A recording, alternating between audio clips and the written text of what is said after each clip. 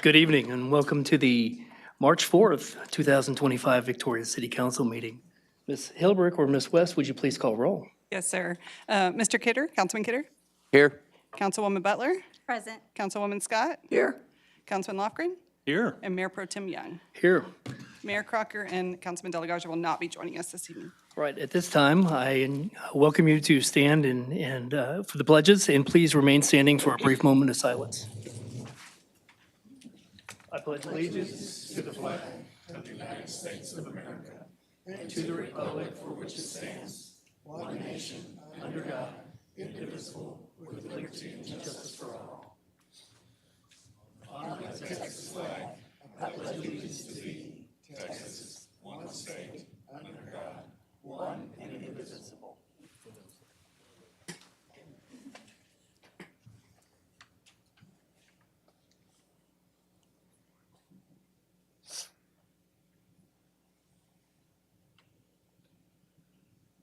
Thank you.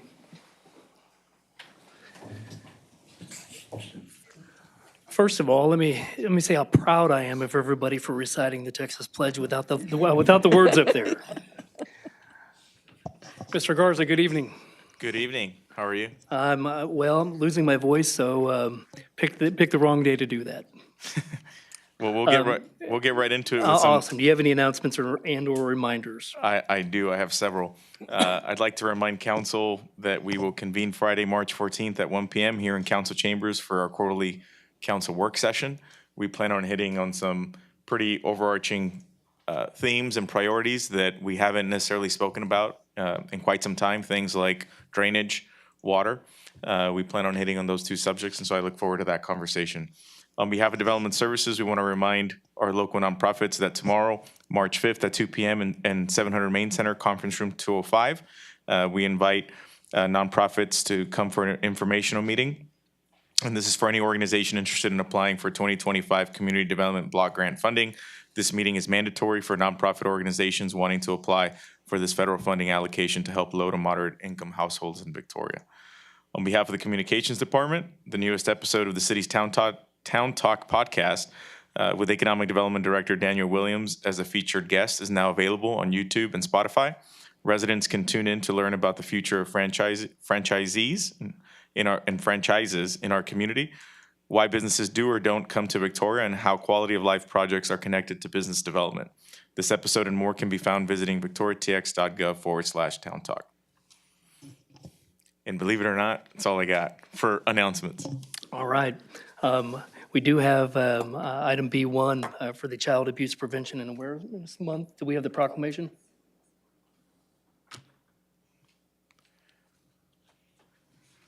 Whereas child abuse and neglect is a serious crisis affecting every segment of our community, resulting in 1,275 reports of abuse and neglect in the city of Victoria in the year 2024, and finding solutions requires input and action from everyone.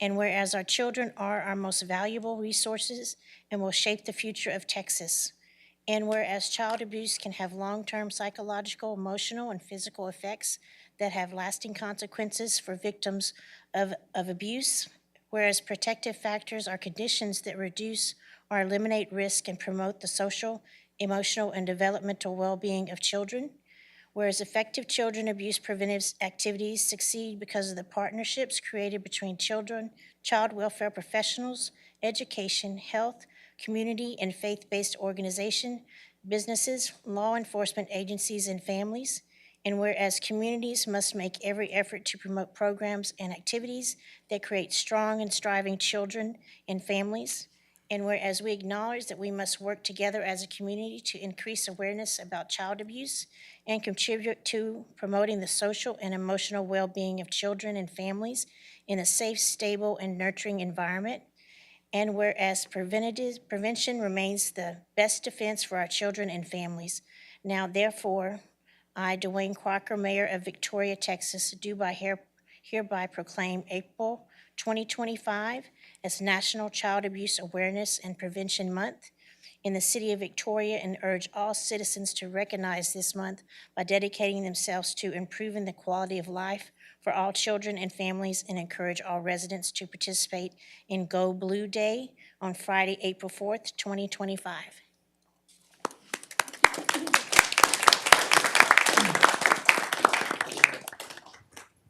Mr. Brashad, if you would like to speak.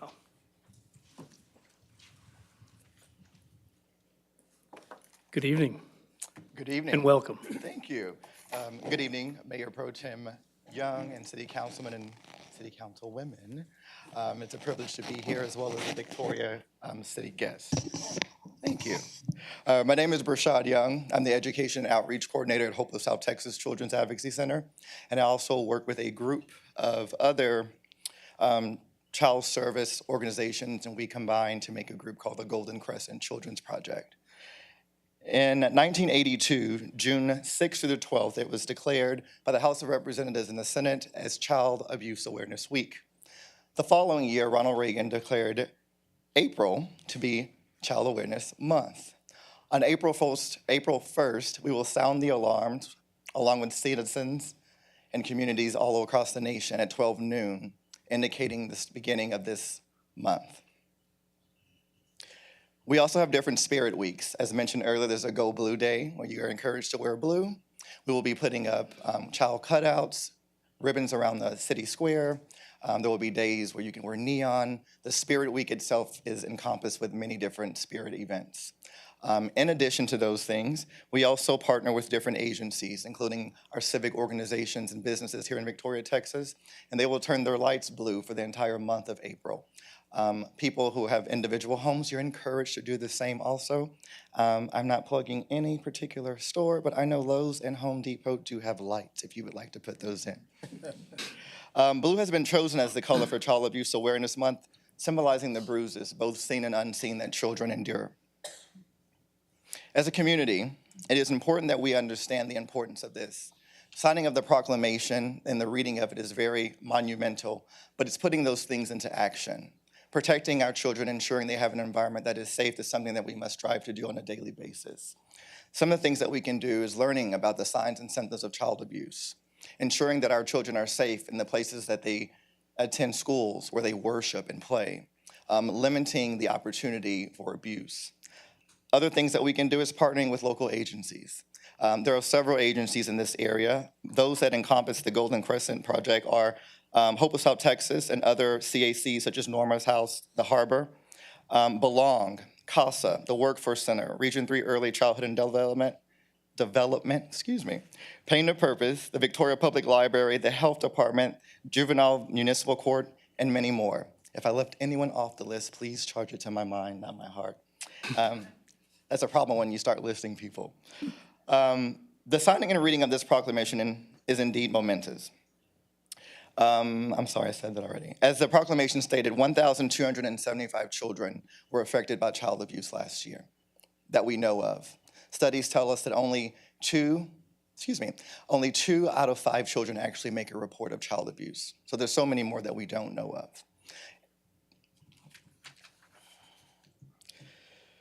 As a shameless plug, one of the ways that you can also help with child abuse is Hope of South Texas, in sponsorship with HEB, is hosting our very first Child Abuse Awareness Conference this Thursday, March 6th, at the Emerging Technology Building, which is part of the Victoria campus. I think that's the North Campus. Tickets are $60 and available on our website, and you can purchase them there. It's a day full of action. We'll have speakers presenting on grooming. That's actually Jenna Quinn, the namesake for Jenna's Law, which mandates schools in Texas to have education on child abuse awareness. There'll be case studies, there'll be information on cybersecurity, as well as familial sex trafficking, which is sex trafficking of children through family members. I thank you so much, Mayor, and the City Councilmen and women for acknowledging April as Child Abuse Awareness Month. We invite everyone to join us in the fight against to fight against child abuse. Not only some children in the month of April, but all children every day. Thank you.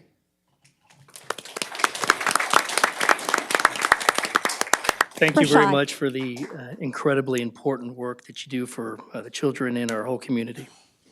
Could we get him to give that information regarding the conference one more time and where someone might want to register? Sure, Rashad. absolutely. I'd be more than happy to give you that. The conference is March 6th, that's this Thursday, at the Emerging Technology Center. It begins at 8 o'clock. We have registration on site as well. Tickets are on our website, which is hopecenterstx.org, as well as our Facebook social media page. If you'll just look up Hope Center CAC in Victoria, Texas, you'll see it. Hit our events section, and it'll take you right to the ticketing information. Thank you. Very good. All right, Mr. Garza, do we have any public and/or employee recognitions? I do have a couple of employee recognitions, actually. I'd like to ask Lieutenant Mark Hayden and Detective Christina Tate to please rise. That sounds so formal in the back there, and I'll take them one at a time. I'll begin with Detective Christina Tate. On February 28th, she completed the SAS-VIC, which stands for Sexual Assault Family Violence Investigations course, instructor certification, allowing her to teach the mandated Sexual Assault Family Violence Investigators course to officers without an intermediate license or higher. She is now the only SAS-VIC instructor in Victoria and surrounding counties and is eligible to teach statewide. The course covers crucial aspects of law enforcement's response to sexual assault and family violence crimes. This achievement highlights her dedication to law enforcement training and reflects well in our entire Victoria Police Department and community. So Detective Tate, congratulations. Thank you.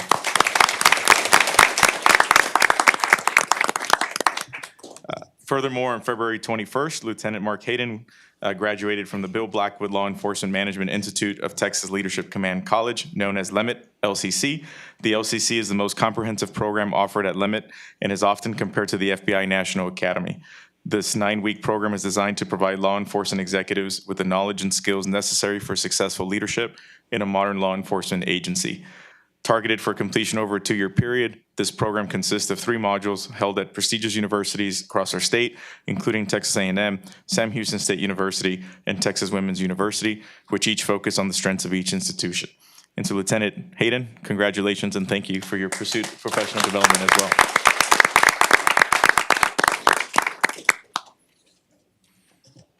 And that's it. That's it?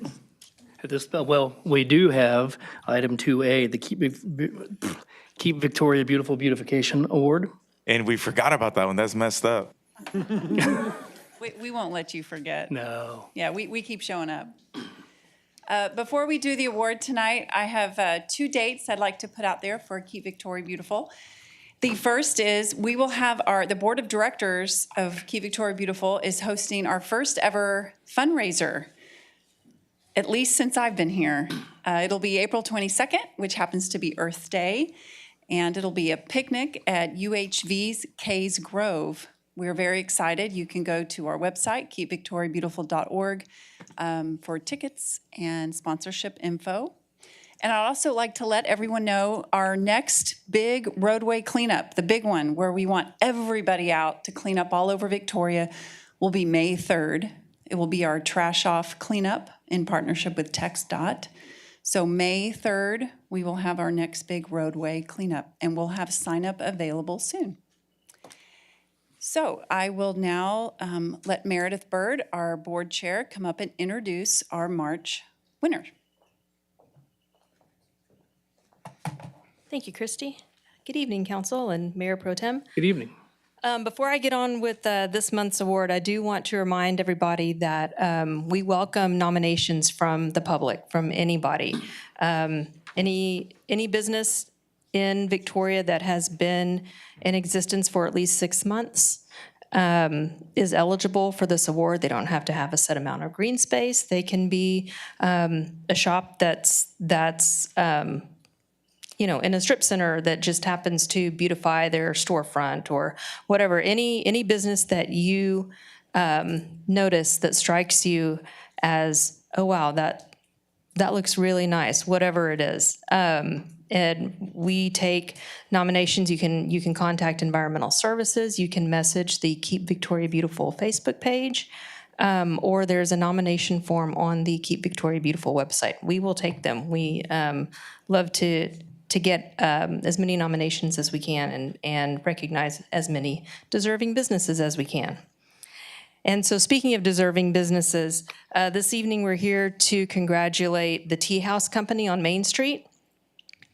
John Scheffel and Mary Jo Seary started this business of making specialty teas at home using a variety of herbs and such, and eventually started doing farmers market and market days events, getting their products out to the public and building up their customer base.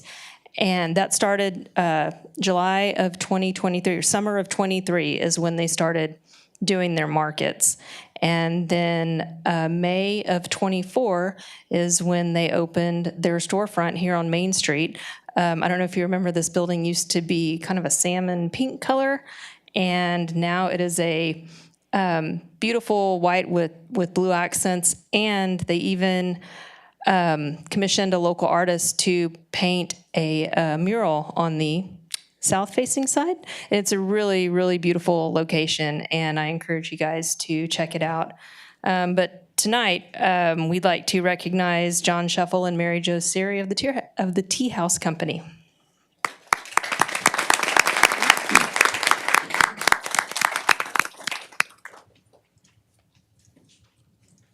Congratulations, you guys.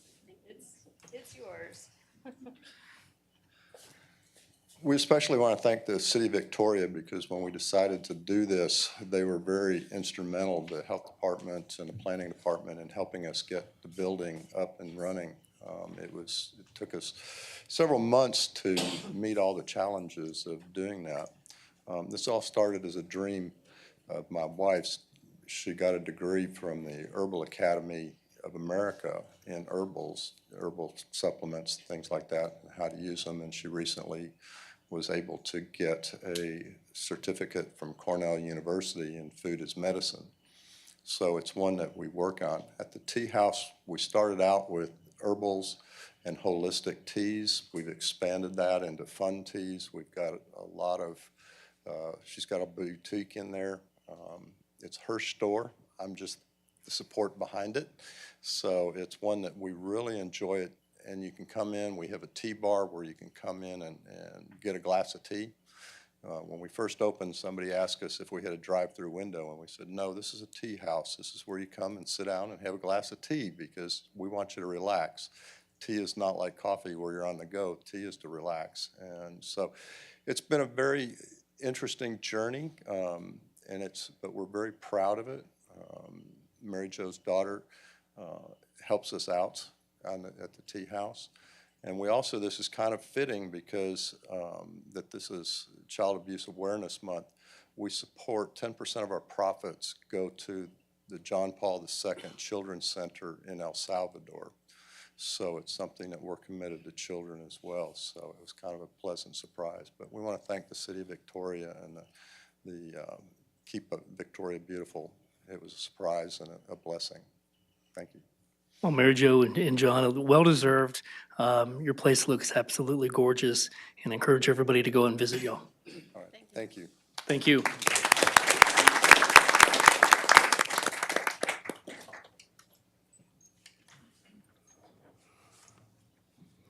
All right, we'll move on to B3, items from council. Are there any items from council? Seeing none, we'll close B3 and move on to citizens' communication. At this time, I've got three. I will call your name. Please come up to the podium, and a reminder that you have 3 minutes for comments. We'll start with you, Mr. Harley Fisk.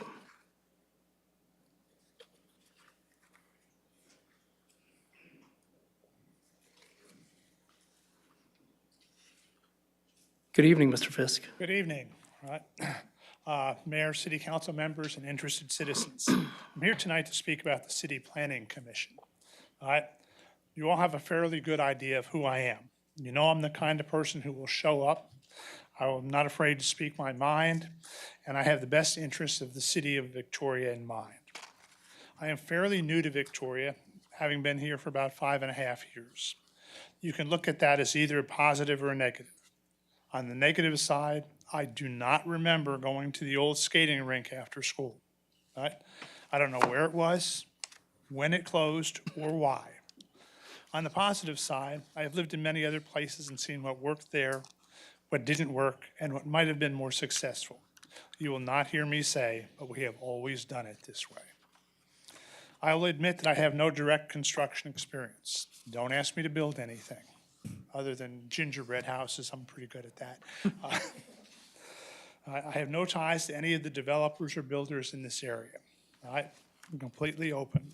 My experience has been in the planning, design, and oversight of some major projects in San Antonio and Austin. I did teach restaurant design and development at the junior college level. Perhaps my strongest trait is the ability to accept ideas from various sources and see how they might fit into other projects that will make Victoria an even better place to live. Thank you. Thank you, Mr. Fisk.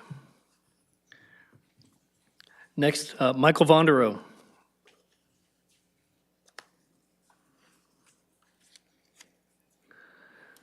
Good to Good see you. evening, Councilman, Council, and Podiatrist Young. I live on 2107 North Bend, Jordan. I'm Michael Vonderow, and we're having a problem of mass evictions at the trailer park. You know, if you repurpose a trailer park, you're supposed to give someone 6 months notice on like motion to vacate. Like if you decide you're the owner and you don't want a trailer house more than 20 years, you're supposed to give them not 2 months, but 6 months. And I sold a trailer house for $4,000 on last December to someone, and it looks like he's going to have to leave. Well, they may not have $4,000 to move the trailer house. You know, they just bought it in December. And I don't know why they're having these mass evictions, and sometimes they don't even give a reason.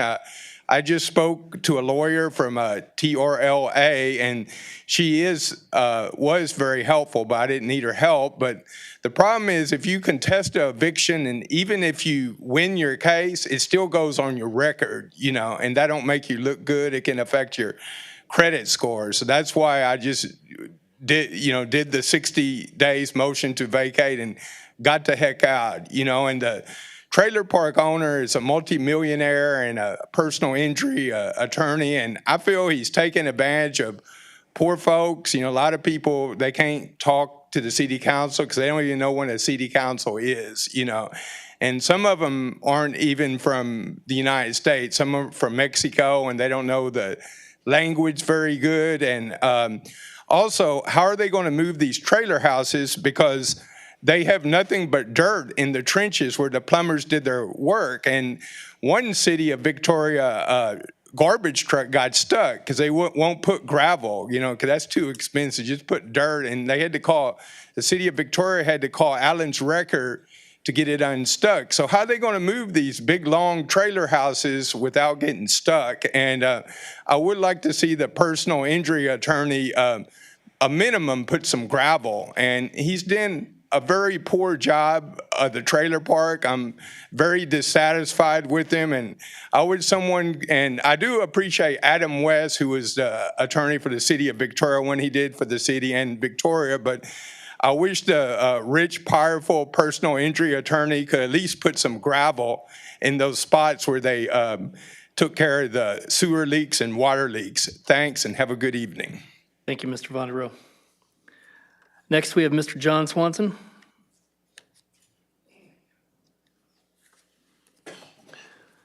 Good evening, Mr. Swanson. Evening. Good meeting with y'all. First, I want to thank you for all the things you do.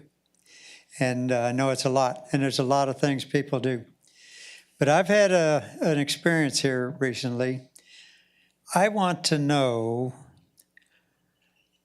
how many fires we've had in Victoria and the causes of those fires. You would think that being front page news, everybody would know what that is. But the media lets me down because they don't tell me. And I look to leadership to know. Do you all know how many fires we had last year? Can somebody give me a number? 50, 100, 2,000? Nobody knows? I don't either. So I want to know. So I venture out on my request to find out, and I run into a nice lady, and she knows the, yeah, I got the information. I says, well, can you tell me? No. Okay. Why? Because I've been instructed that I'm not supposed to, my job is to do the permits. I'm not supposed to be doing dealing with the public on info. It makes me less efficient at my job to do that. Okay, no problem. So how do I get the information? She says, well, you do a FOIA request. Cool. Now, do I know computers? No. Does this girl know how to do a FOIA request? I'll bet she'd do it in a heartbeat. So, but she steers me, I've got to figure it out. So I start out, and immediately I run into a question, and I run into the nicest person you got, the secretary, city secretary. She's the one that's supposed to answer the questions, and she offers to put in the request for me. Darn, I want her on the payroll. She's good. She puts it in. Now, here's where it goes awry. Fire department, I don't know that they want you to know how many fires there were and what were the causes. I don't know that. I just know that what they sent me was a PR slideshow of what they would present to the city council for a budget review. You know, that would, you'd be impressed enough to pay more, give them increase their budget. So, all right, so it's not working coming up from the bottom because the fire department's not going to give it to me. So I go then now to the city manager. Nice guy, okay? But it's challenging to get through the city mayor. He's got good people who protect him and solve these problems before they ever get to him. Don't even bother him. So let me wrap it up that I'm still trying to get through to the city manager, but my quest is for the fire department to tell me how many fires we had and what were the causes for. Why do I want to know that? I want to know how many electrical fires we've had. I want to know how many combustibles we've had. And I'd also like to know how many fires we've got, because I generally have a perception, and I appreciate your indulgence on me going over expired time. I appreciate that.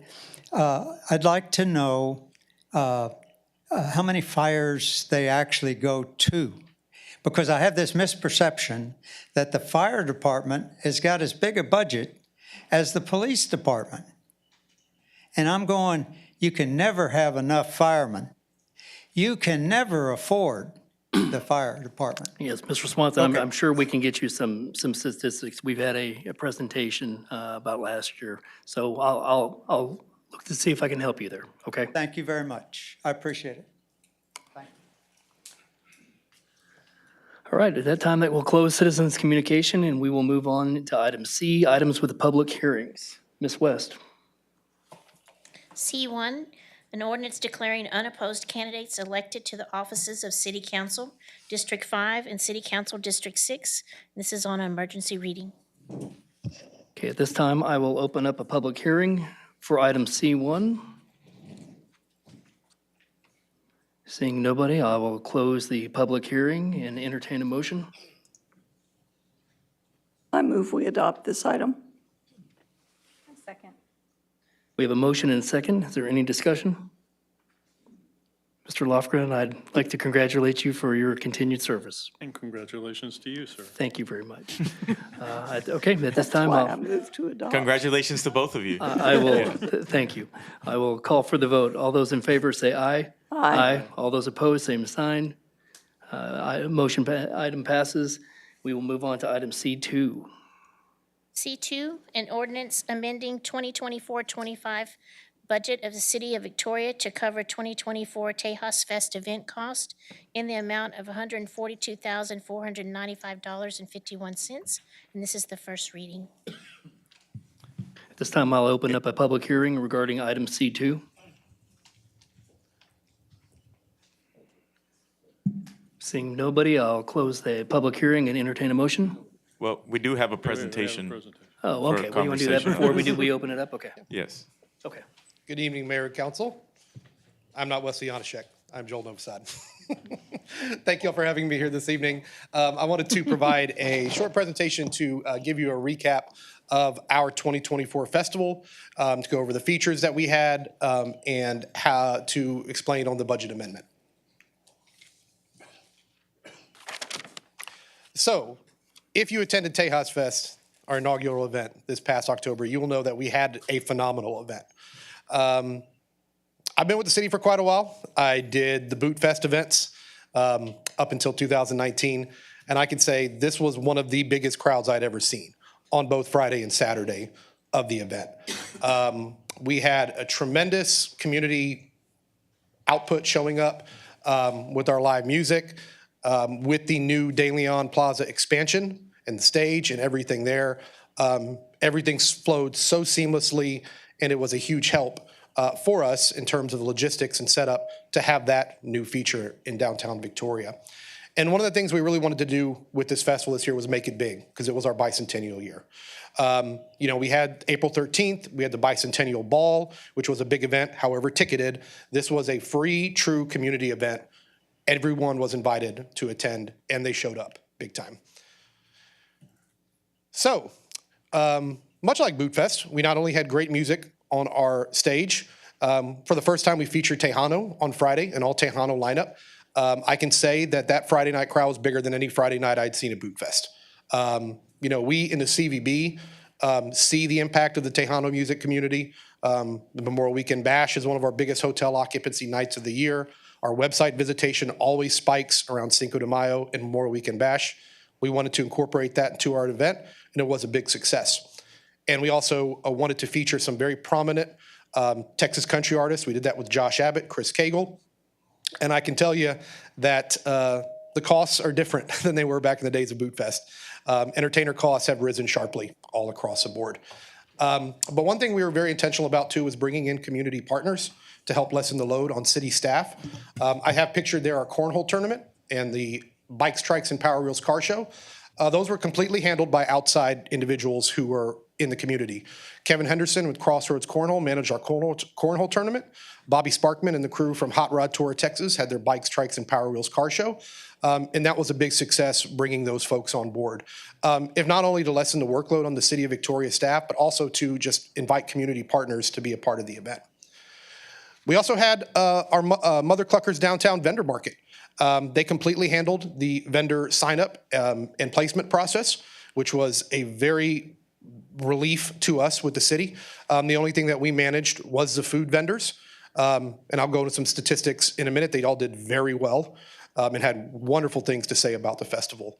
But one of the things we also really wanted to do was incorporate new features on Saturday. We felt with Boot Fest back in the day that there was always a little bit of a lull on Saturday. In that daytime hours between 10 and, when the main stage kicked off around 4 or 5.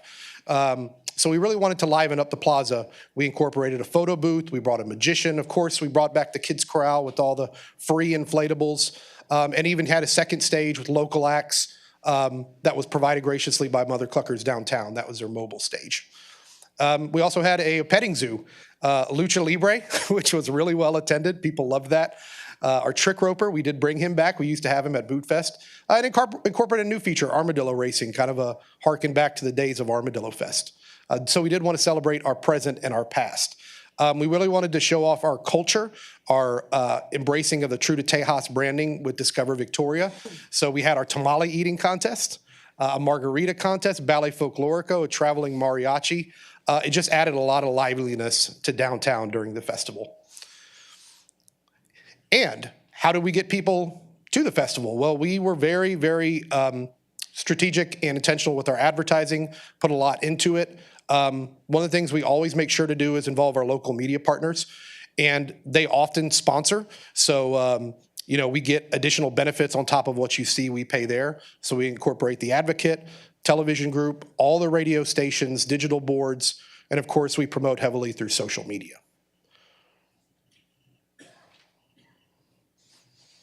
Okay. We also utilized a new program this year with our Datafy, our AJR Media digital platform. So we had a small campaign that did very well. And with our Datafy platform, we were actually able to track people who had seen our ads and then came to Victoria. So 218 individuals who had seen our ads came to Victoria, and their statistics showed an estimated hotel room night impact of about 50, and then a total estimated economic impact of a little over $36,000. So for every for every $1 we spent on the campaign, we got $12 in return. So we were really intentional about bringing people from out of town as well. And with the lineup that we had and it being a free festival, it definitely interested people. Our estimated attendance for both days was 10 to 15,000. We determined that was pretty even over both nights. Friday night had a huge crowd, as did Saturday. But really also what helped with that total was the daytime crowd on Saturday. That was, again, like I said, larger than I had ever seen with previous festivals. And you can see how the festival impacted our hotels. We were about 25% up from the same weekend the previous year in 2023 where we didn't have an event. And I can say we didn't have really any other events going on in town that weekend during Tejas Fest. So a lot of that can be attributed to the event. And we use local businesses as much as we can. You can see of our expenditures, a little over 128,000 was spent with local companies. So a lot of our service providers are local. And then our website statistics, we had our biggest spike of the year was around the time of Tejas Fest and the weeks leading up to the event. So it was a huge driver to our website during that time for the event. And of course, we couldn't do this event without our volunteers, over 234 shifts covered by volunteers and staff. So again, definitely bringing the community out. So a little bit of what, some numbers on who we had. We had 17 food vendors, 53 merchandise vendors. That was Mother Cluckers. We reached out to the food vendors right after the event, and of the 17 vendors, 14 responded to our survey and all said they would love to come back.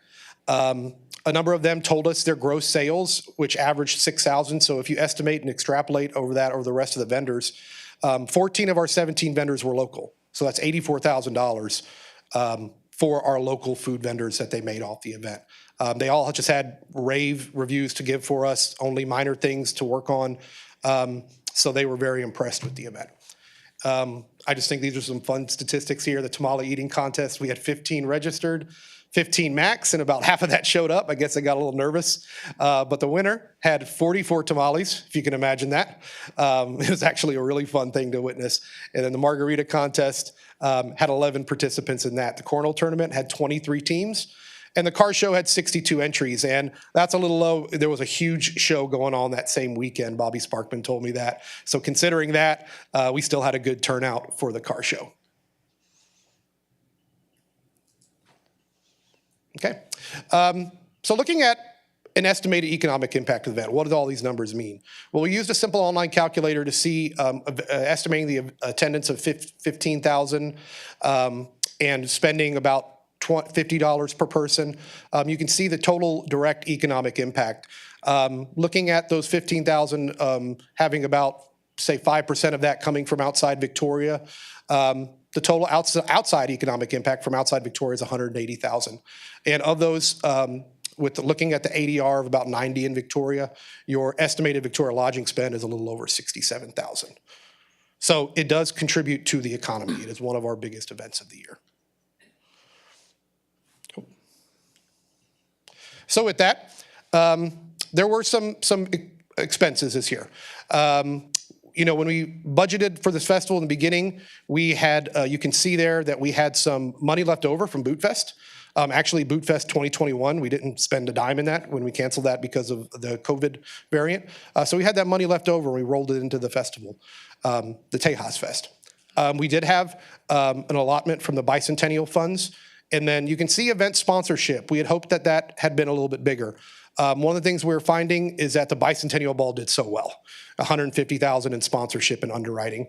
And so we weren't really going after Tejas Fest sponsorships till that event had passed. And at that point, our community showed out very well for that, but it did impact this event's ability to raise funds. Our beverage sales was a little bit lower than anticipated, and merchandise sales as well. But the great thing about merchandise sales is we still have a lot of that merch left over, so we can roll that into the next year, which is expenses that we won't have then.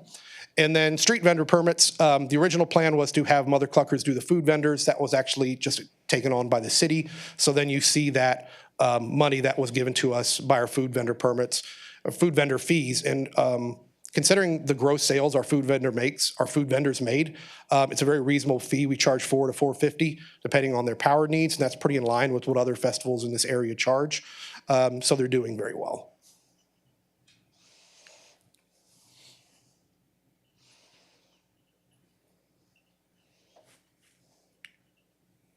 Okay. So this is a pretty big breakdown, and if you have any real detailed questions about these numbers, Wesley can come up and definitely answer those. But he's our finance guy. But you can see the event generated that deficit of $142,495.51. A lot of that's due to because we really wanted to put on a show this year. We spent more than we typically ever spent with the Boot Fest or any other event to bring in top-notch entertainers. And I can tell you, I'm pricing just now, in preparation for this year's festival, and entertainers are expensive. It's just how it's changed across the board. But a budget amendment would be needed from hot funds to break even for this year's event. With our estimated attendance of 15,000, you can see that plus the general deficit there, and as along with the Boot Fest fund balance that was rolled in. For 15,000 attendees, we only spent $12.41 for a free festival that brought the entire community out and celebrated our bicentennial. I'd be happy to. Joe, can you give a couple? Can Sure. you just I think it'd be helpful to give a couple of examples. So we show that for 2024, the live music acts budget was $136,000 basically. How much was that before? With Boot Fest? Yes. 70. So it was a significant increase to that budget line item.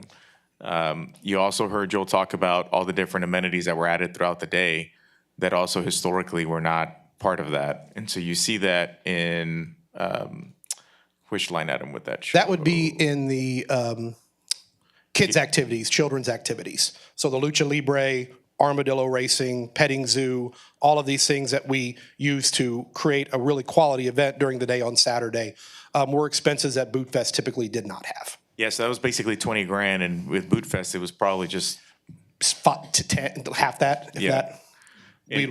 And so I just think it's important, to really understand, the big differences between what we were trying to do for 2024 with bringing back, a bigger, better festival, which is obviously there is a direct correlation with attendance, right? I mean, the increased investment in improved musical acts and as well as activities throughout the day, we can point to led to an increased attendance. And so I think that's important to connect those dots. And I can note that, the cost of service providers has risen dramatically too. Tents, tables, and chairs that was 5,000 5 years ago is now 10,000. It's just the cost of putting on an event these days. And so we saw that across the board as well. So it'd be something that we're prepared for 2025 going forward. And if you are wondering, well, what's the plan for 2025? That is a separate presentation and a separate discussion that we plan to roll into right after we get through this budget amendment. So for now, we want to focus on the budget amendment at hand, which is solely related to the 2024 Boot Fest. Sorry, Tejas Fest. Tejas Fest. Edit that out of the video. But there's another slide that Finance was able to provide just to show our hotel occupancy tax receipts and how they're performing in this current fiscal year. You can see that October, the fiscal year 2025 of October was about 50,000 higher than the fiscal year 2024 October. So October was very strong. And Tejas Fest, of course, contributed to that. And you can see that we are rebounding from some lower years. So that was some information provided by Finance, too, as background. And I can answer any questions at this time.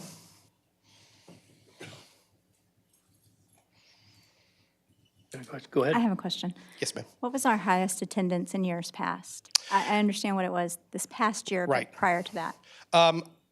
Speaking from memory, not going off exact numbers, but I do remember in the past, the Boot Fest, the stats showed about 20,000 in the early days of it. Now, that was done with some different kind of camera technology. And so our count was this year was from talking to PD and being out there and getting their estimates. So it's been in line with previous Boot Fest events. It was higher in the early days of Boot Fest. Now, does the methodology all line up? And it is not an exact science just because you're talking about a free public event.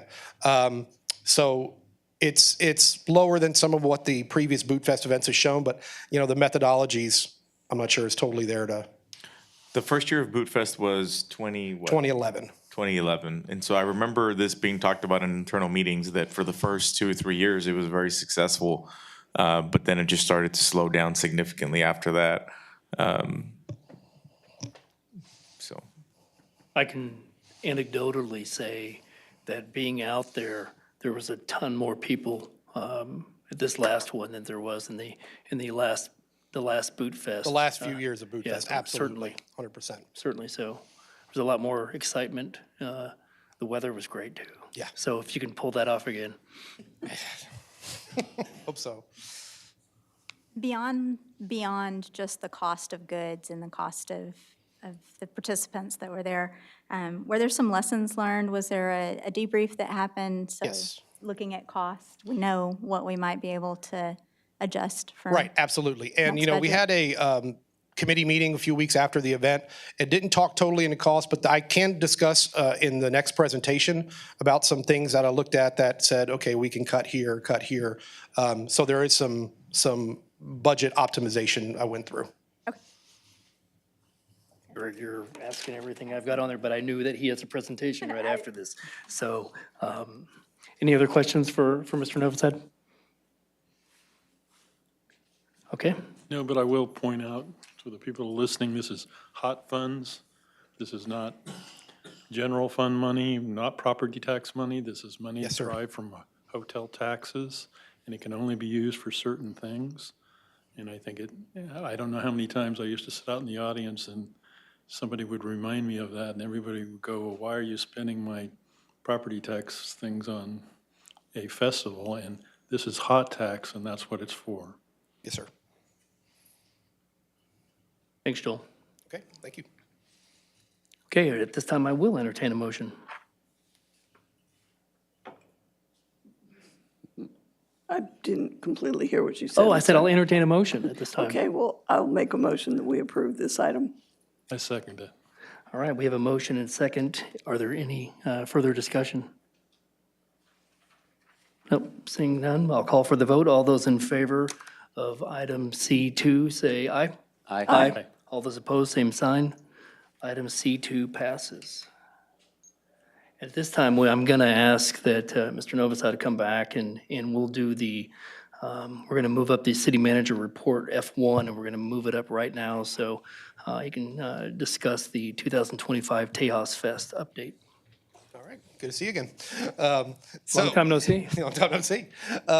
So we have several proposals for y'all to see tonight about how to move forward with the festival with these costs in mind that we experienced through this last year's event. So, mentioned in my previous presentation, challenges of the event. Rising cost of live music fees, right?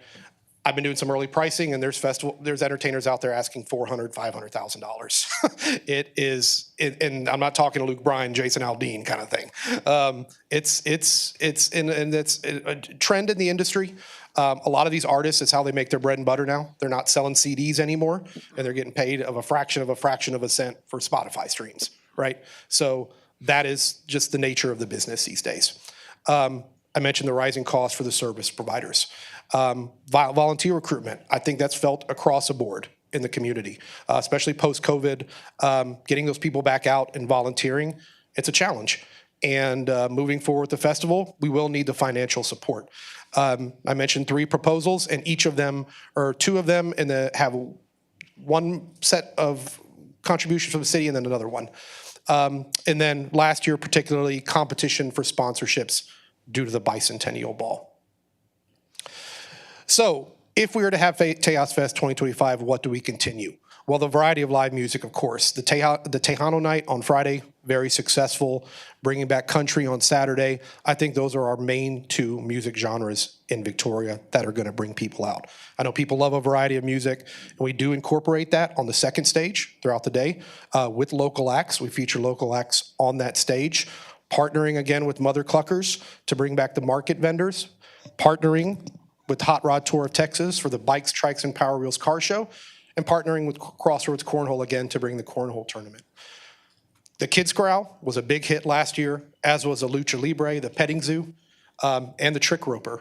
And then, of course, bringing back the tamale eating contest, the margarita contest, photo booth, and then having our festival merchandise sales. What is lucha libre? Wrestling.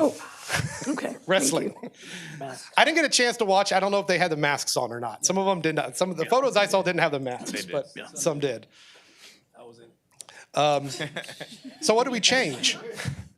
In talking with Main Street Department, who managed our VIP area, and seeing if any of y'all were happen to attend the Red Dirt Barbecue and Music Festival and how they had their VIP area, incorporating the new De Leon permanent restrooms and water feature.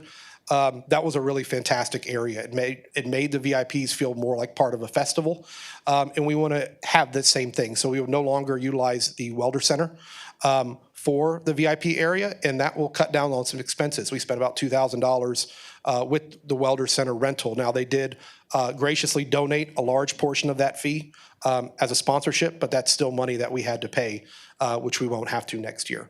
Bottled water and soda sales, possibly bring on a local nonprofit, a youth nonprofit to do that, because there are folks who are like, I'm waiting in line for, my mother-in-law included was one of them, waiting in line in a food truck to get a Diet Coke for 20 minutes, you know, having something where people can go get water and soda, that sort of thing.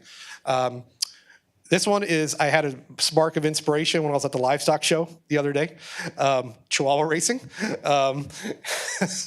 I got to see how the community really came out and the excitement that people had for that.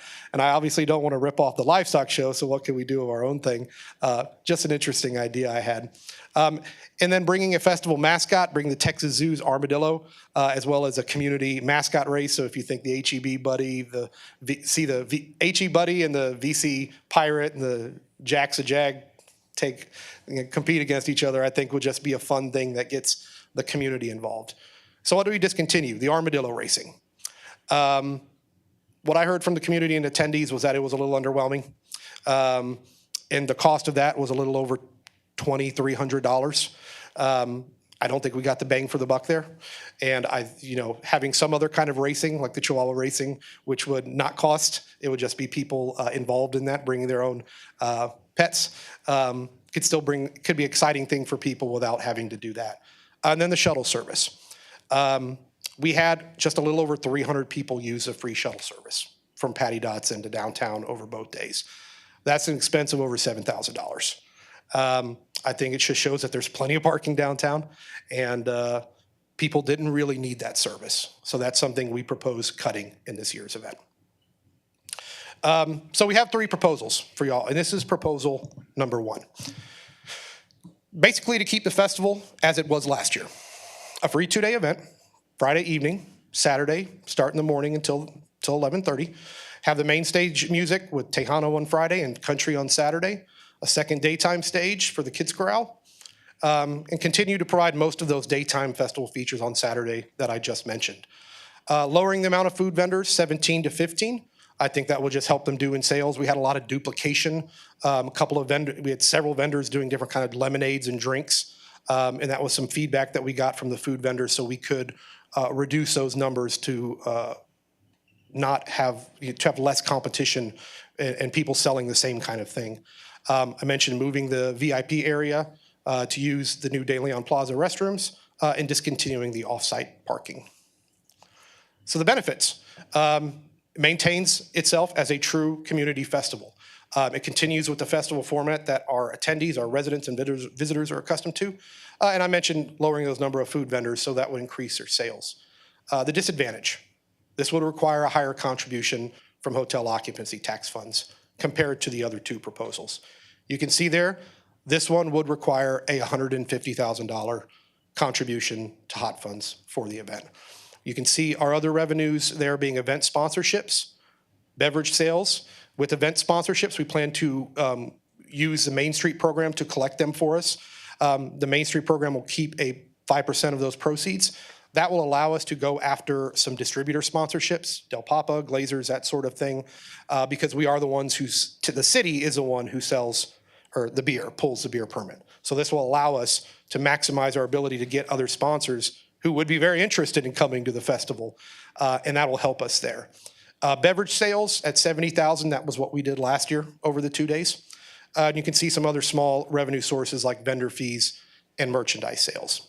Now, with expenses, main stage and second stage acts, including entertainer hotels, entertainer food, drop that from that 130 to 100,000, a little over 104,000. I've been doing some pricing, and I think we can get some good acts in that range. Now, I will tell you, time is of the essence, because a lot of these acts, these mid-level acts that we could afford, because the bigger acts are so expensive now, a lot of folks are getting scooped up already, even being 7 months out, right? The COV overtime, last year was 40,000, so a 2-day event would be the same. You can see all the other expenses there. There really wasn't any, because these are all reflecting the 2-day cost, event cost from last year.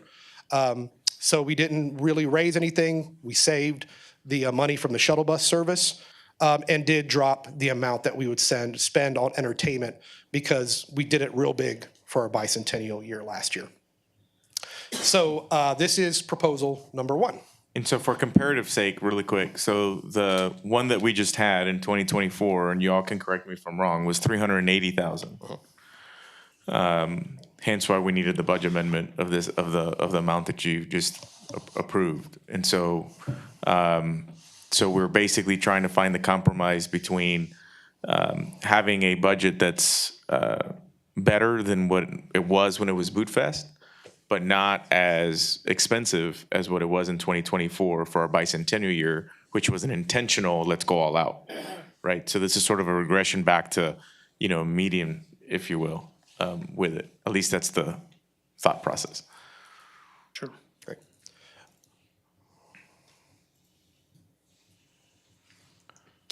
I know this is a little hard to read, but this is just kind of a general festival layout. The only real change there from last year is, if this is an aerial view of De Leon Plaza, you can see that dark purple box next to the left of the stage. That would be the VIP area. All those purple dots in the middle of the plaza, those are the Saturday daytime activities. I think it's very important to have those under the trees in the shade during the day, to provide for some comfort. Of course, we'll provide the big tent and the kids corral again. That's that black box there on the left. The pink areas are vendors, so we would have food vendors on Bridge Street and on one side of Main, market vendors along Constitution Street there. That big purple L in the corner is the car show, and all the blue dots are beverage operations, beer booths, ticket booths, those sort of things. So not a big change from last year's festival layout, really just with the exception of the VIP area. Okay, so proposal number 2. This would be to make Tejas Fest a 1-day event. We would eliminate the Friday night portion of the event. It would be Saturday from 10 to 11:30. We would continue with most of the daytime festival features on Saturday. The main stage would still have a variety of music genres. We would need to combine the genres into one night. So first 2 acts would be Tejano, second 2 acts would be country. We would need to really lower the amount of food vendors because it's just 1 day, so go down from 17 to 10. Again, just like proposal 1, moving the VIP area and discontinuing the off-site parking. Benefits. Still maintains a community festival. It does lower costs in several areas. Live music, including entertainment and hotel costs, main stage sound and lighting and video production and stage management fees. We used Sotex Production Co. last year, a local company. They did a fantastic job. Lowers cost for COV overtime, and lowers cost for other aspects of the festival you can see there. That would be less expensive. Not all of the logistical expenses are lower. Things like tent, table, chair rental, portalette rental, those are higher. They're not hourly based, that sort of thing. So there are some areas that we save money on, some that we don't. And then other benefits, each food vendor would do pretty well because we only have 10, and it would reduce our overall volunteer needs, obviously just to make it 1 day versus 2. Disadvantages. It would reduce our beverage sales. We would reduce the amount that we receive from food vendor registration fees, reduce the number of local food vendors that could be involved, and we won't be able to spend much as live music. It requires to possibly book less notable acts. So we do have a bit of a downward shift from the quality, a bit more of a downward shift from the quality that we had last year. Not music quality, and they're all great musicians, but, notoriety, that sort of thing. Now, the budget. This would have a $100,000 allotment from the city of Victoria. Sponsorships, we would still shoot for that target of $75,000. Beverage sales would be less. We had about $25,000 in beverage sales on Friday night last year, about $45,000 plus on Saturday night. So we would have less. Vendor fees, of course, would be less, and then merchandise could hopefully be the same. You see the expense sources there. We go from about a little over $104,000 to $77,750. The overtime is cut pretty significantly, and then we would other expense areas, event advertising, of course, that's not going to change. But you can just see I'm not going to go line item by line item, but you can see that and I could be happy to send a more detailed report or anything like that, but laying out exactly what the difference is in price. But you can see the overall cost, the $226,000 compared to revenues of $233,000. So the money basically balances out. The P&L balances out. It's just at $150 versus $100. And you're also getting a one-day event only versus a two-day event. The festival layout doesn't change very much. You'd have food vendors on Bridge Street and Main Street, but only on one side each. But that would be the only real difference between Proposal 1 and Proposal 2 as far as the event layout goes.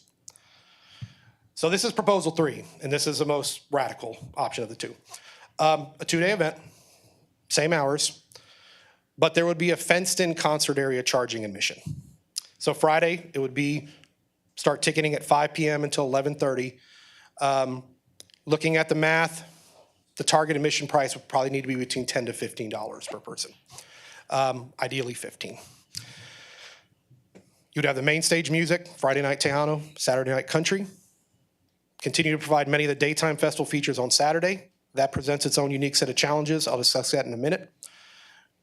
Much like Proposal 1, lower the amount of food vendors from 17 to 15, move the VIP area, discontinue off-site parking and shuttle service. So benefits, it creates another revenue stream. Also, admissions to the concert area can be included as sponsorship benefits package. Right now they get VIP passes, but there could be like two levels. You get VIP passes and then also tickets to the concert area. Disadvantages, it's no longer a true community festival, right? You would need to increase security needs, so you'd be increasing COV overtime. You would also need to increase COV staffing needs for ticketing, those sort of operations. So then overtime costs even more not related to security.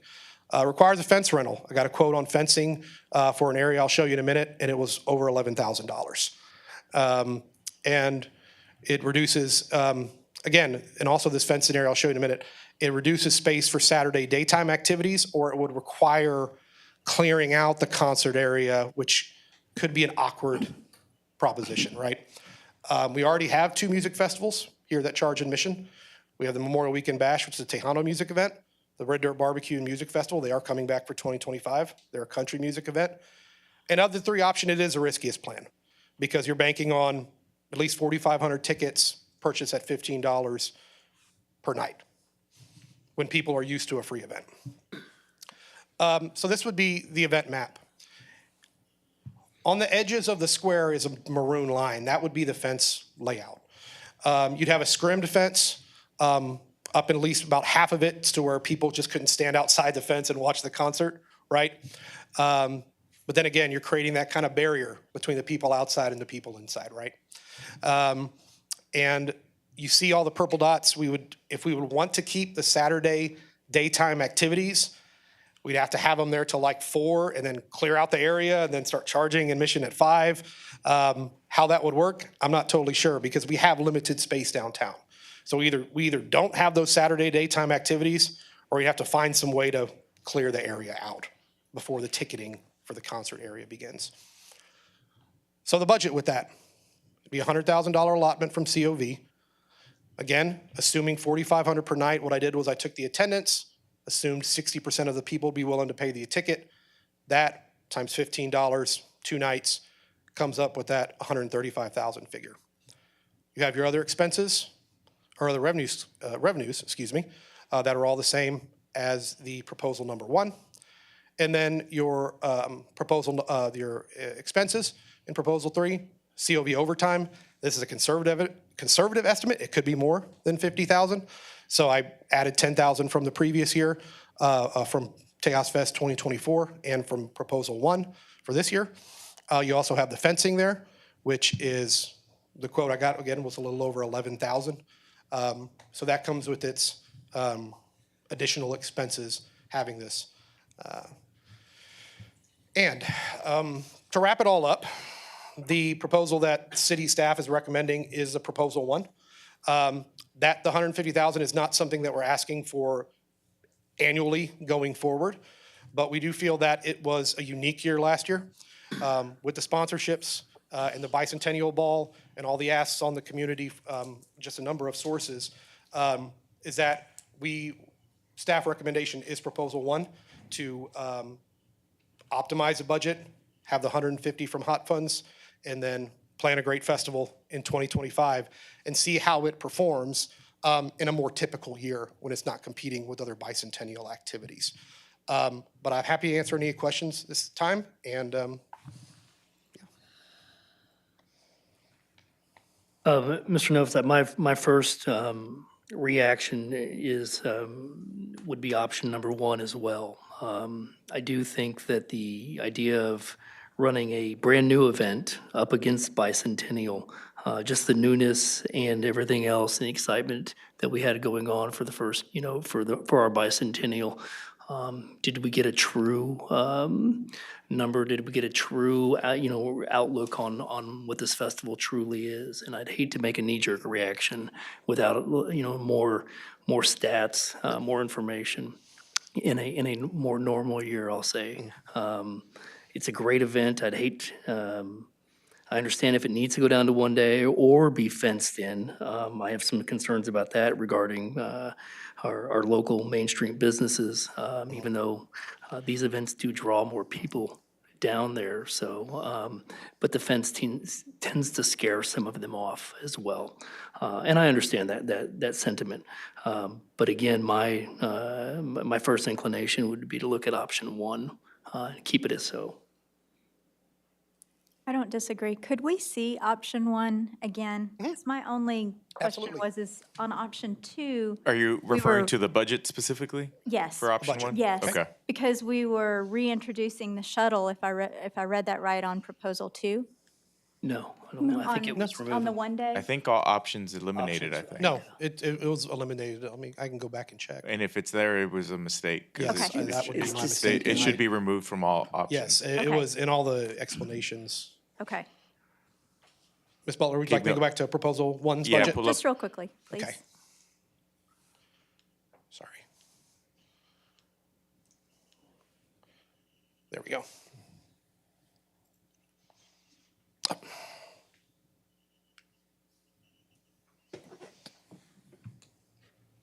And do you feel like for the main stage performers that budget is Sufficient? sufficient? I do. Okay. I did a little sketch out of what we could put in each of those time slots, what we could budget for each of those time slots, and seeing the pricing that I'm getting from artists and who's still available, I think we could have a solid lineup. Okay. I just wanted to see it one more time so that No, I you bet. could visually. I think the thing that struck me, I'm not really comparing, well, the thing that struck me was the comparison of the 1 day event versus 2-day event. When you talked about the 1-day event, you didn't really talk about hotel nights at all. Absolutely, yes. And it struck me that we probably would lose some. There could be those people attending both nights, interested in both type of music. Yes, that could definitely be a drawback in that it encourages less hotel occupancy because there might be somebody just coming for both days of the event and might be a fan of both genres of Right, music. or coming in for one and just for 1 day, but coming One in the day day, before. making it a day trip, right, And exactly. I think in the past, there've been perhaps some other sporting events at that same time. Of course, we don't control that, but that Right. We used to could have an there impact. used to be a softball tournament held in the same weekend as Boot Fest, But that was not the case last year. So I the see. only event in town really was Tejas Fest last year. Okay. Thank you. That was really more of a question and a comment. An excellent comment because of the economic driver of people staying here. You showed the monetary value of that. I do appreciate you and staff coming up with ideas of cost savings that would not diminish the experience, however. I guess I've always been struck that it's use of hotel occupancy funds which come to us from outside the community, but it's something that we're able to give back to the community. To the residents, I've yes. always liked that about the Right. festival. You're not, with the free option, you're not charging your residents, which so many of our attendees are residents. So if you're having charging admission, you're putting that burden on them a little bit than less than a free Right. option.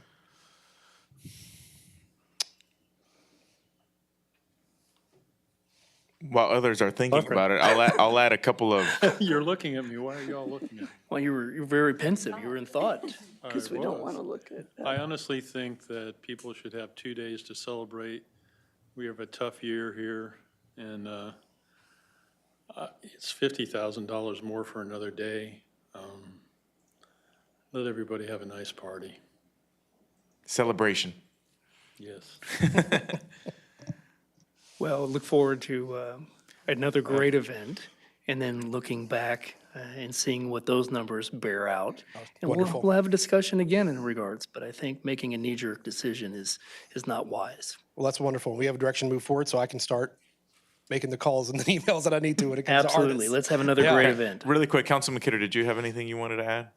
No, I don't. Okay.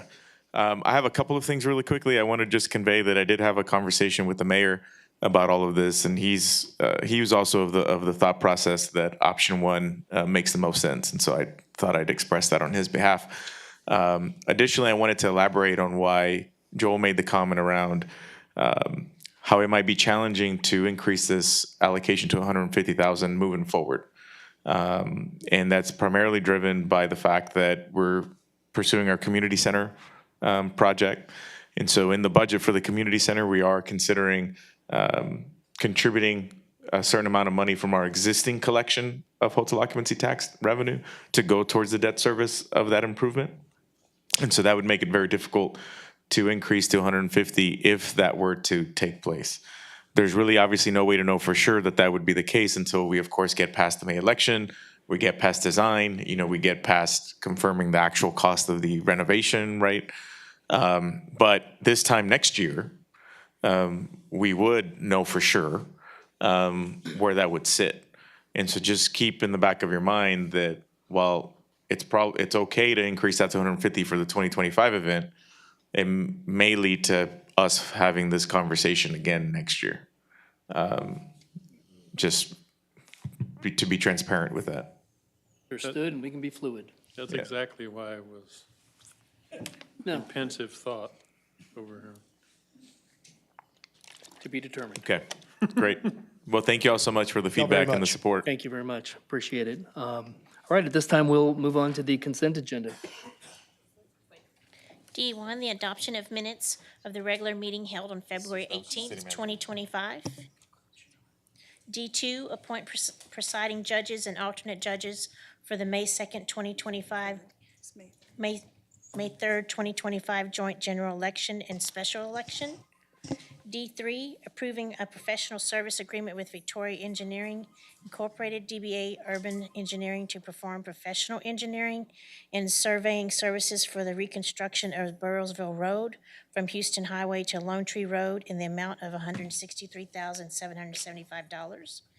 D4, resolution approving the purchase of Motorola APX 8000 radios for the public safety departments in the amount not to exceed $425,068, year one of replacement. D5, a resolution approving a municipal maintenance agreement with the Texas Department of Transportation, TxDOT. D6, resolution approving a change order to increase the duration of the contract with Spa Glass Contractors Incorporated for construction manager at Risk Services for the Public Safety Headquarters facility.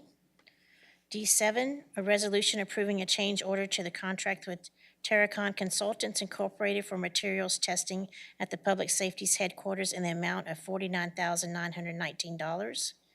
D8, a resolution for the designation of City of Victoria Reinvestment Zone Number 1, setting a public hearing for consideration and declaring an effective date.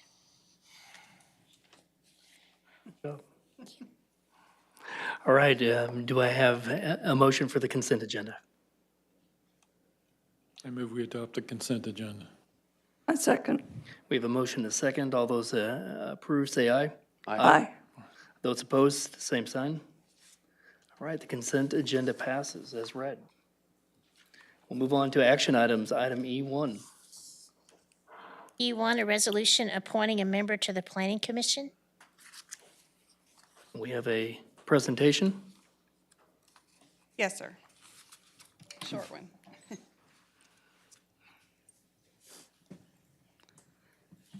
So the resolution before you tonight will appoint a new member to the Planning Commission. And the purpose of the Planning Commission, it was organized to exercise control over the platting and subdivision of land and regulates platting and subdivision of land within the city and the 3.5-mile extraterritorial jurisdiction. So the commission does meet monthly, and they review submitted plats and variance requests. The duty is to approve any plat that meets the requirement detailed by the city codes, and the commission may not approve or disapprove plats based on its own discretion. So everything is based on the codes and that's been adopted by you. And variance must be approved considering the criteria outlined in the city code as well. So the composition, there are 9 members. They serve 3-year staggered terms, and you may not serve more than 2 consecutive 3-year terms. And if an appointee fills a vacancy, they may serve 2 full terms. They may serve if the appointment to the vacancy has less than 18 months remaining. The vacancy that we're considering tonight actually has more than 18 months remaining because it goes through August of 2027, so it would be considered the first term of the appointee. So our current members are Rebecca Spears, Brian Olguin, Ralph Gonzalez, David Brown, Cynthia Staley, Dr. Derek Hunt, Victor Mendoza, and Dan Mikulinka. The vacant spot was due to someone missing too many meetings, and so therefore they had to resign their position from that board. So we do have 1 appointee for an unexpired term ending in August 2027. As I mentioned, it would be counted as their first term, and we had 3 applications submitted from Mr. Ramiro Rodriguez, Harley Fisk, and Braden Robertson. So the ballots were placed on the dais before the meeting. So, and they do include your name as well at the top because you're not allowed to vote by secret ballot. So if you'll circle the name of the 1 person that you would like to appoint to this commission, and I will come around and grab the ballots. And the person does have to get a majority of the votes. I will also convey that it is your prerogative to, if you wanted to wait to have a full council here for it, that's your prerogative. So don't feel like, it's 100% your prerogative. So we can, Want to make sure you all understand that you have options. we'll carry on business as usual, Do it. particularly the fact that we have an odd number. Yeah, I just want them to know that.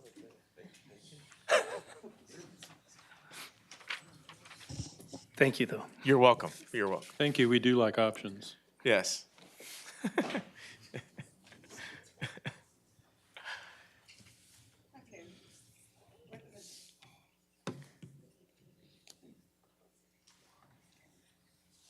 With a majority of the votes, Braden Robertson's name will be entered into the resolution. He got 3 votes, and the other 2 individuals each got 1. Where am I at on here? Here we go, item E1. So next thing would be the motion. Yep. I move that we appoint Braden Robertson to the Planning Commission to fill the unexpired term. Second. Right, we have a motion and a second to appoint Braden Robertson to the position for Planning Commission. All those in favor say aye. Aye. Those opposed, same sign. Item E1 passes with Braden Robertson. Congratulations to him, and thank you to Mr. Fisk and Mr. Rodriguez for putting their name in and volunteering for that important position. Move on to item E2. E2, a resolution awarding the contract for 2025 mill and overlay project to CK Newberry LLC in the amount of $4,847,489. Good evening. Good evening. How are you? I'm doing well, and yourself? Doing well, thank you. Good. Tonight, we're here to recommend award of the contract for the 2025 mill and overlay project. This is the first construction project of the 25 CIP year. The roads, the streets that we're looking to work on this year are Millette Drive from Ball Airport Road all the way to Loop 463. Along in that area, we'd construct a right turn lane from Millette Drive onto Bricks Boulevard and a right turn lane from Ball Airport Road onto Millette Drive.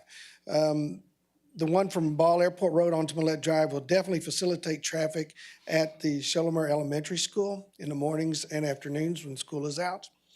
Hoovar Street from Navarro to Dairy Road. Ben Jordan Street from Sam Houston to Loop 463. John Stockbauer from Airline Road to Ben Jordan Street. Ben Wilson Street from Houston Highway to Rio Grande. Delmar Street from North Street to Pleasant Green.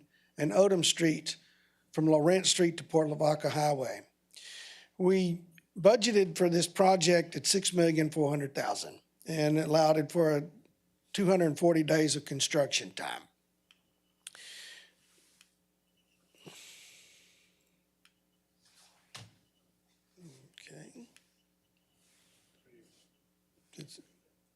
I have a quick question. Yes, ma'am.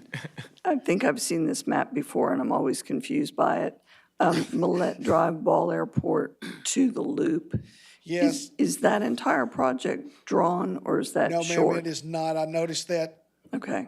but I figured it was close enough, and we had to explain. But Yes, we so just- it does go. It does. We are going all the way to Loop 463, even though the Thank you. illustration does not indicate that. Not drawn to scale. Yeah.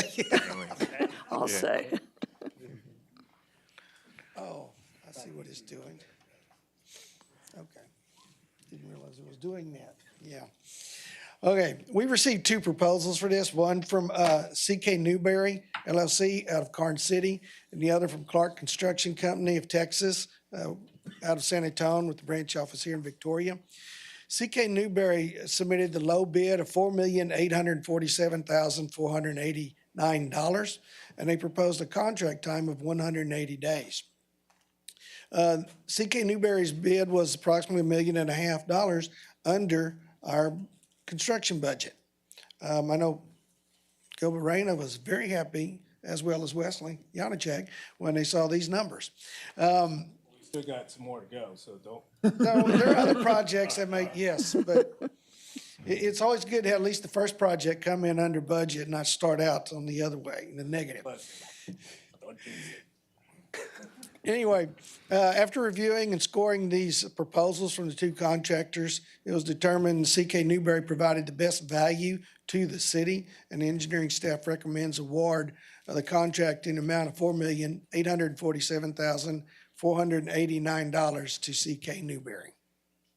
Has CK Newberry done any other work here in the city? They have worked for the city in the past. They have not worked in the last couple of years here, but I've gone back through and they have submitted bids on projects. They were just not successful bidders on those.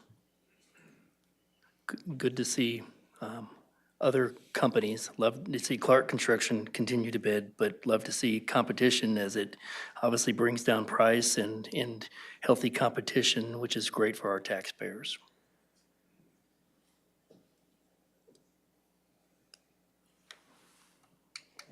Any questions? Questions, yeah.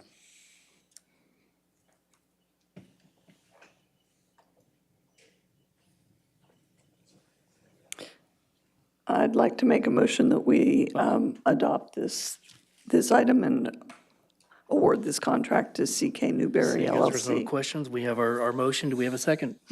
I second it. All right, we have a motion and a second. All those in favor of item E2, say aye. Aye. Aye. All those opposed, same sign. Item E2 passes. Item E3.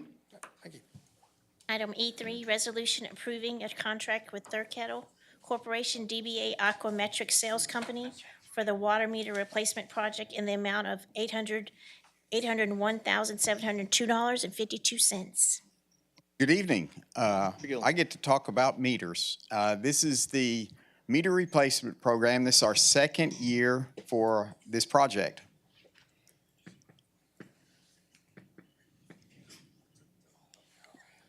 Wait, hang on. Okay, went a little fast. Overview of the water meter system. We have a total number of accounts of 23,610 divided up into a lot of different size meters. The majority of them are the 3/4 inch, 5/8 inch meter. Those are the ones that most, I'd say 99% of the people have going to their homes. A lot of 1-inch meters, those are primarily sprinkler meters, and 1.5 meters. Some of the commercial businesses have those. And then we go on from 2-inch, 3-inch, 4-inch. The 6-inch meters are very large meters, hospitals, apartments, and then we have 1 8-inch meter, that's ours. We do have to meter our water, and then we have 2 10-inch meters at the airport. Looking at a standard residential water meter, you have, of course, the meter box. When you flip over the lid, on top of the box, you'll see a little black antenna-looking thing, which is exactly what that is.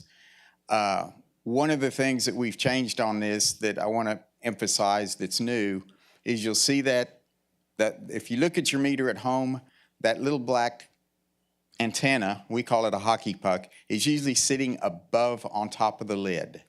We've been using the new lids, which are recessed. Those don't get knocked off as often. When you open up the lid, there are some components that's under the lid, and it's a transceiver unit and a battery. And then below that's connected to the water meter. All of this is done with remote access where we can remote it through our UBO system and the portal system where even customers can look at their water meter consumption. Right now we're using what we call a Census SR2 meter. They've been around since '85. They're very reliable meters. They're good, solidly made meters. They're from Census. They're 15-year accuracy warranty, and their 5-year renewal followed by a 10-year repair period. What I want to show is what we want to go to as this project is it's a Census iPearl smart meter. A little bit different in the fact it's a composite meter. The internals are still brass. That was important. Years ago, they started out with this meter, and you'll see those brass connections. Those were plastic, and a lot of cities were having problems with them. We stayed away from them. They have since changed it because they were having issues. They've beefed up the insides. These have a 20-year accuracy warranty and a 20-year battery life warranty. And the other difference between this meter and the SR2, this one will absolutely register the smallest amount of water, where the other ones, if it was a drip or something like that at your house, it may not register it. Project history, last year, same Aquametrics is the vendor for Census meters. They're a sole source. We had in 2024 a project for 600, I'll round it up to 650, replaced 1,700 meters and 1,700 transceiver units. That's the antenna with that battery underneath. It included all the parts, labor, materials, the people to put those in, and it's a little bit more, people say it ought to be easy, but you have to go in there and change out the meter, but you've got to program that meter to that house. So there's some programming in there that's involved that takes a little time. We also did this year a contract for large meter, the chamber replacements, and we did about 179 of those, 2-inch and above, for $210,000. Ken, the ones in 2024, were they the iPearls? No, sir. They were the SR2s. Right. Yeah, Just good wanna point. clarify that it's just beginning with this phase of Fiscal it year. is where we're proposing changing to the iPearls. Thank you. Where we are today, we have active meters. 82% of them are reading through our UBO billing system and through the portal. That means 18% of the meters are not reading. In other words, we're still getting a value in the meter, but they're not digitally going to our computer system. We have to go manually read those. And that's part on the right, you'll see the no reads. It's about 4,000. That's an issue either with the battery or the transceiver unit. It could be where the antenna's knocked off or the wires are cut. And then that also includes some of the meters in that replacement. This is a location map. We've already identified where we want to really focus our efforts. As you can see, I call it the MXU, which is the part that's on the top. That's the blue. We're focusing that part of town has got the most no reads. We're focusing there. And then on the meters, we're wanting to do a systematic approach rather than just hodgepodge the meters everywhere. Start working in what we call books with our utility billing system. And this year, for proposed year, is a contracted amount of $801,702. We want to replace 3,000 of the meter transceiver units. That's the MXUs, which includes the batteries. That's the main issue driving that no-read system. In addition, we want to replace 650 of the residential meters with the new iPearls. The contract includes the same thing, all labor, parts, material, data management, data collection, transferring, and this year, again, focusing more on the no-read census analytics on the MXUs. And this meters, again, we got a 20-year warranty on these meters. And that's it. Questions? And this is going to be an ongoing project that we have every year to keep replacing these meters. They've been in the system for about 15 years, so this is just an ongoing maintenance. That's what I was actually going to ask, Ken. I was going to ask for you to provide a recap of how old the meters are that are in the ground, because that's important. Because when you see the amount of meters that are no reads, it's predominantly driven by the fact that they've been in the ground for about 15 longer years. than their lifespan, if you will. And some of you may recall Gilbert's very thorough presentation about a year and a half ago, leading up to the phase one of this, where we don't want to make, I don't want to call it a mistake, but we want to be more intentional with getting in a replacement cycle so that we don't run into this issue again of having so many meters that are that old and in the ground. And so basically, you can expect every year to have an investment in replacing the meters, but in years 10 or so, you're going to have to start looking at replacing some that we installed, right? And so there's always ought to be an investment into replacing meters because it's cost prohibitive to just go in and replace them all at once, which is what happened 15 years ago. One deal. Which is why they all reached the same age at the same time. Good point.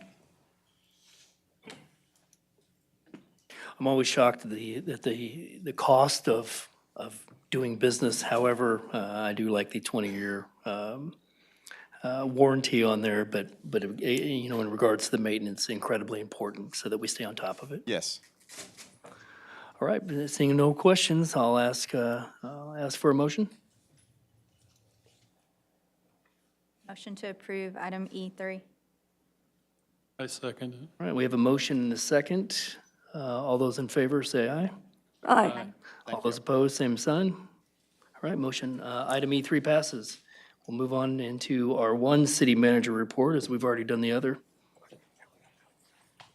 This is the longest annual report presentation that you will receive. Yeah, no, hey, y'all. It's Texas, right? I get to say that. No pressure, Mr. Welder. No, this is, so, Sundial good evening. timing.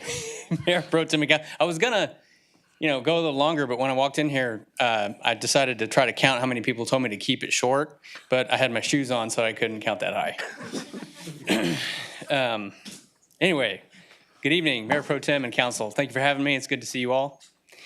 We'll get right into it. My name is Roger Welder. I'm the Director of the Building and Equipment Services Department. We have a small but big department. So we'll take a look at composition. We'll take a look at some of our challenges, as well as what kind of we're expecting for the future. So we have two divisions, or it's kind of how we identify it as two divisions. We have the Building Services Division, which you see in front of you, has 11 staff members. We take care of 27 facilities. We offer custodial services for 12 facilities. We do that all in-house. We do preventative maintenance on all those facilities as well with our in-house technicians. We also offer project management for construction remodel activities. Of those 11 staff members, there are the project manager, the supervisor of the frontline staff. We have 5 custodians, and we have 4 maintenance technicians. Second division is the fleet division. There are 2 staff members, myself and our admin. Her position is funded through this fleet division, so that's where I place her in the lineup, but really she does our administrative duties for the entire department. So it's just the 2 of us. We manage 2 maintenance contracts. I didn't put in here a fuel contract, but we also manage a fuel contract. We have a vehicle leasing contract. And we have 301 fleet vehicles in our fleet. That includes anything with an engine and a license plate. We have many more subgroups of equipment that we don't list as a managed fleet vehicle, like lawnmowers and UTVs, trailers, stuff like that. They have much longer lives and they don't need as much direct management. So we'll get into some of the challenges. For our facilities department, there are not a ton, but they are, they are important to identify. Funding for maintenance and repairs is the first one. We kind of budget historically for maintenance on all of our facilities. It works okay. We kind of are trending upward. Cost of things is just going up. So some years we may have to kind of put this or that off until we get into the next year to be able to go ahead and make that repair. We do our best to make sure those are the things that are non-critical. But, planning for increased costs of maintenance is something that we're going to have to get in front of pretty soon. Staffing for additional facilities. As you all know, the public safety headquarters will be coming online this year. We're all looking forward to that. We will be taking care of preventative maintenance in that facility as well as custodial services. We plan to do that in-house. We will kind of rearrange our custodial staff. Right now we have them traveling to take care of the 12 facilities with only 5 staff, but we will probably have them more stationary at that point because that is a very large facility and will need full-time care. We may need to look at adding staff at some point in the future, but we really need to get a handle on what that looks like before we know what we need to do. Also, we kind of have made a deal with the fire department. We take care of all the fire stations, but there are some things that we were unable to help them with, just our limited staff level. And we don't have any tradesmen in our group that are like qualified, certified, licensed tradespeople. We're all, they're all great. They're all jacks of all trades. They can do just about anything, but some of the stuff that came up with the fire stations was a little bit beyond our capacity. So they're kind of helping us take the lead on some of the things that come up within the fire stations. So that's already happening. So as we add more facilities, we're going to need to look at our staff level. And also optimizing space usage for future growth. So we did start the process of the, what was that called? It was the Philly Master Plan. Facilities Master. It was a portion of that. Anyway, it was like a spatial study. Yeah, it's one of the phases of that was a spatial study analysis, and that kind of went to the wayside as the public safety headquarters came online. It was the same group of people that were performing that for us. So we hope to get that back in front of us soon when they kind of get finished up with the public safety headquarters. Challenges for our fleet department. There are many, but we have a few here. Increasing maintenance costs is staring us right in the face. We did sort of renegotiate our in-house maintenance contracts this year with the onboarding of Siddons Martin for the fire department fleet maintenance. It gave us an opportunity to look at the regular vehicle fleet maintenance contract. The per hour price on that contract for non-contracted items, older vehicles and things like that did go up. And we're seeing the costs at dealerships for maintenance go very high. That ties into, I'm just going to jump over to the third item here, which is diagnostic software incompatibility. So our fleet contractor that works for the city only is a third-party vendor. They're not connected with GM or Ford in any way, which are the bulk of our vehicles. And the vehicles are becoming more and more difficult to work on with the computer systems. Also, the manufacturers are starting to phase out the capability of the third-party diagnostic software to communicate with the computer systems on board. So you can get into them a little bit, but you can't really get that deep. So a lot of times it's more efficient to send a vehicle off to a dealer to have a repair done rather than to try to do it in-house and guess at what may be wrong with it. With that comes the increased cost of maintenance at the dealers. I mean, you've taken your car to the dealership, the prices are getting very high.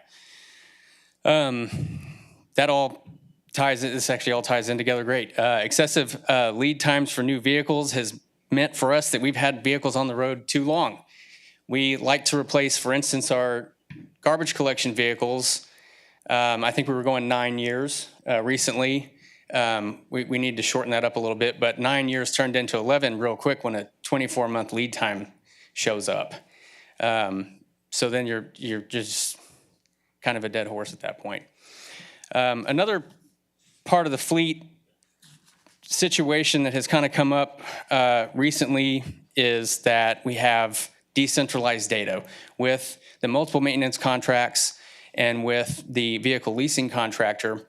The maintenance data is stored in multiple locations. Those vendors all have their own record-keeping systems, which we have access to, which is wonderful, but it's all separate. We don't really have anywhere to tie all that into one format, which makes replacement planning challenging. So a few accomplishments for this last year. Most of this is going to be for our facilities department, but we began our maintenance contract with Siddons Martin Emergency Group, which has turned out to be wonderful for the fire department. They're doing a great job. We began a new bulk fuel supply contract with New Distributing. They're an amazing vendor. They've helped us so much over the years with different things that have come up. And we love doing business with them. We upgraded all of our facility fire alarm panels for cellular remote monitoring services. They were all being locally monitored. Now we have a service doing that for us, and they're able to identify any problems that come up and take care of those quickly. We remodeled the Citizens Visitor Bureau vestibule at 700 Main for after-hours access. We've got them a window. We've got access control in place. We've got cameras and TVs. We got that all handled, and I think that's working great. And we also upgraded and remodeled the engineering conference room at 700 Main. So opportunities, looking toward the future, we really are strongly looking at the addition of a fleet manager position. It was something I was hired at the City of Victoria to do, and we have grown into this department now that is greater than just fleet management, and it's difficult to tackle all of that. There's a lot that goes into it. You know, there's procurement, there's disposition of assets, data management, planning, budgeting. There's just a lot of stuff that needs attention. And we believe that at this point we're ready for a manager to come in and also be available to look at the departments and make sure that utilization is proper. You know, we're not underutilizing or overutilizing vehicles, and that we have the proper amount of assets. Fleet management software, I have in here as kind of a dream more than anything. I'd love to have it. I think it would help streamline a lot of our processes around planning and replacement of vehicles and just knowing where everything is. Something that we've looked at in the past and continue to look at is in-vehicle real-time data acquisition. That is what we call telematics. Telematics are an onboard device that has a cellular communication to a localized web-based program that can also double as fleet management software. But it gives you so much data. There's just so many good things about it. It has real-time mileage. It has onboard diagnostic capabilities to tell you if something, the check engine light came on or something else is wrong with the vehicle. Very low level, but it still gives you some information. It can give you runtime, idle time, location of the vehicle, so we can catch all those guys out there parked at the 3-hour lunch in Riverside Park, you know? I'm kidding, they don't do that. So He looked right at us. We don't even have a city vehicle. yeah, I was looking for Ken. No, okay. So another thing that came up, I think in another report was a centralized fleet facility. So that's something that we looked at with the architecture firm during the space usage study. We identified a location for that, which was over by the Public Works Operations Headquarters on Southwest Bend, Jordan. It would allow us the opportunity to tie all of the operations, excluding PD and fire, but most of the operational vehicles are located at that site.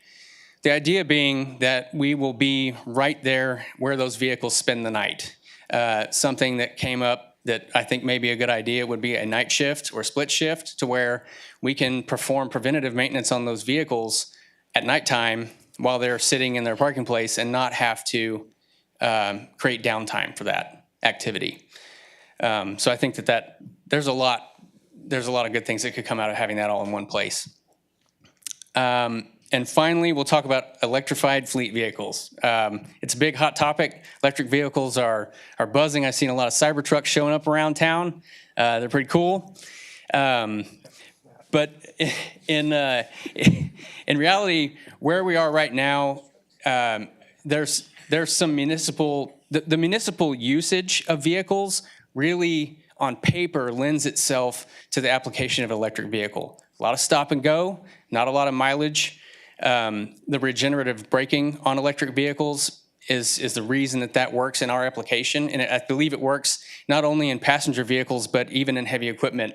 Mack has started to make they're in development of, and they have a few on the road that are a fully electric garbage truck. And I think that stop and go application is the future for electric vehicles. However, I don't think the technology is there yet for us. The cost is still very high up front, and we just don't see the life out of the batteries that we need yet. The solid state batteries that are in development now are likely to change that for us. So I'm excited. We keep our thumb on that all the time, looking at when may be a good opportunity to do this. And speaking to that too, at the Public Safety Headquarters, we have actually put into the scope of work a single pole double charging station for electric vehicles. The state of Michigan is testing electric vehicles for police cars. That also is looking promising with the development of the technology and the price to consumer coming down.